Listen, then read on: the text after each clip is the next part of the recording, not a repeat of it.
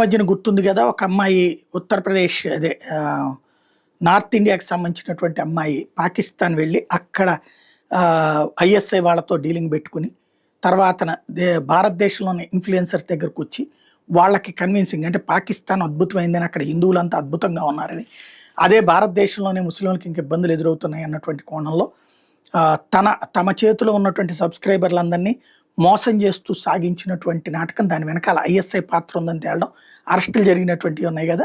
ఇప్పుడు అట్లాంటిది 4,000 మందిని, ఇది 400 మందిని, భారతదేశంలో 3 నుంచి 400 మందిని ఇన్ఫ్లుయెన్సర్స్ని టార్గెట్ చేసింది, వాళ్ళతో సంప్రదింపులు జరిపింది.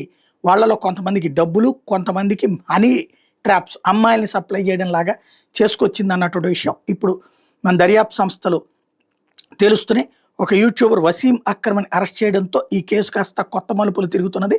తాజాగా ఫాలో ఏది, మీరు వీడియో చేయండి, మీకు డబ్బు ఇస్తాం, లేకపోతే అమ్మాయిని ఇస్తాం, దాంతోపాటుగా మీకు మీ వీడియోని మేము ఫార్వర్డ్ చేస్తాం, మంచి వ్యూవర్షిప్ వచ్చేటట్టు చేస్తాం అన్నటువంటిది వీళ్ళు పెడుతున్న లెక్క.